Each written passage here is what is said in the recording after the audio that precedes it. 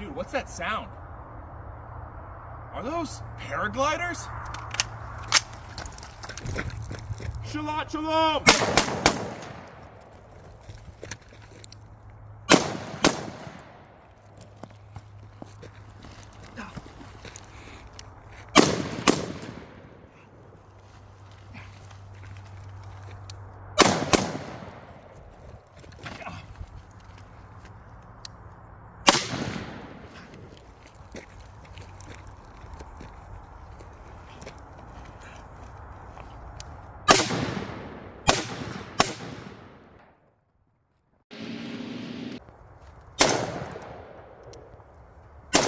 Without mentioning the state of Israel, tell me your thoughts about this gun.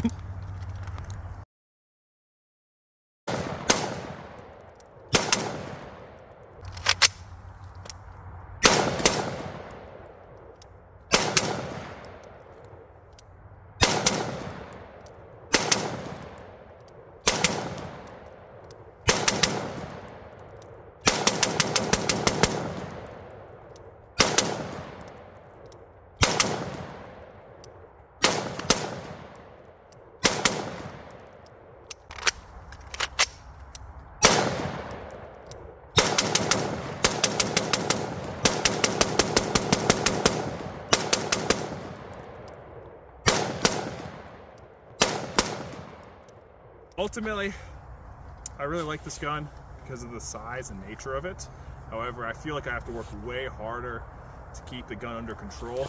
Otherwise, the muzzle is very jumpy. I do like that the weight is all in the rear.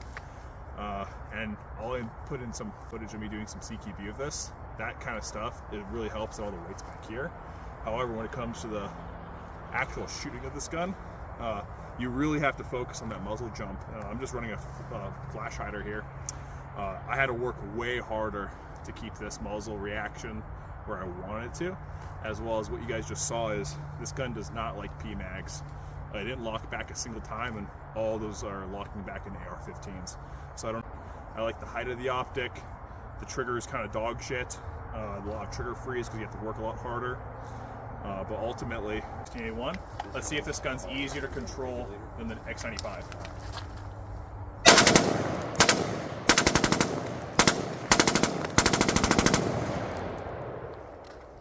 Obviously, I'm a little bit biased because I've shot a lot of M16s, but dude, this gun's so much easier to control than the X95. It's kind of crazy.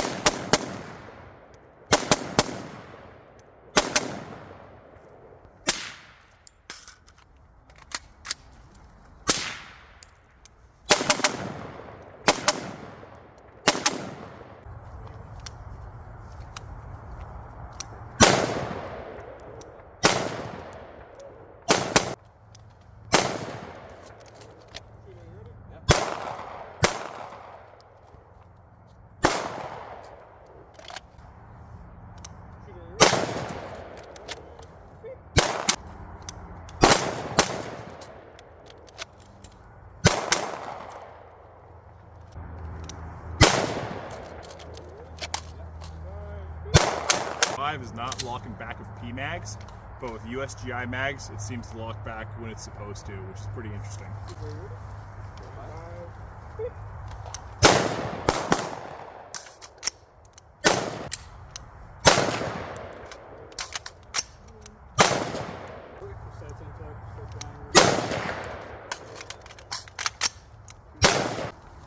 So even though I don't have a bunch of time with X95, the reloads are fast. However, those tack loads are just super sticky.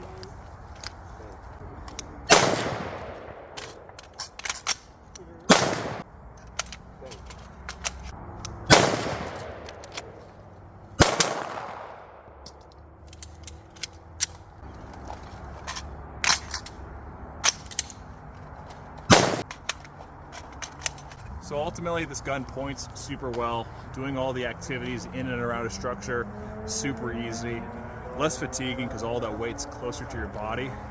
However, it's a lot harder to shoot well. I really have to focus on gun positioning, how the gun is settled into my shoulder, how I'm structured behind the gun in order to get fast follow-up shots. Not impossible, but this essentially feels like I'm shooting a really small, heavy recoiling weapon. And this is a 5.56 gun, so you're gonna have to work a lot harder to shoot this gun well. Also, not using P-Mags is pretty unfortunate because those are super prolific. They're like $9, and it's only locking back and dropping free with USGI mags. Also, tack loads are a little bit different, so I have thousands and thousands of reps doing tack loads with AR-15s, and with this gun it's just a little bit harder. But those emergency reloads, super wicked fast. I love where the bolt release is situated, and if I had an aftermarket trigger to address those complaints, I think this gun's a very viable weapon because not every single gun needs to be an AR-15. So thank you for watching the video. Tack loads is you're already pretty cramped for space back here, so I have to really get high, strip this, get this magazine in order to have that magazine versus just being able to pull them out like a normal AR-15. There's just not a lot of space to get it up in there to do that tack load.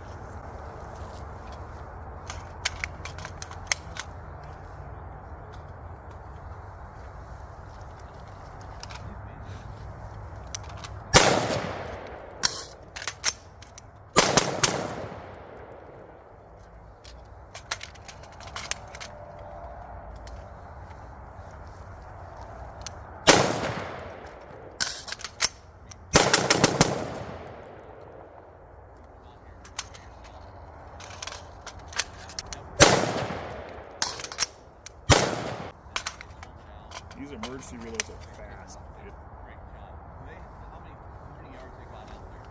Watch this.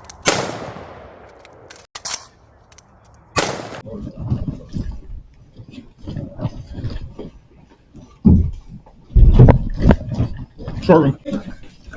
Short. Clear. Whoa. What happened to dynamic? Fuck up.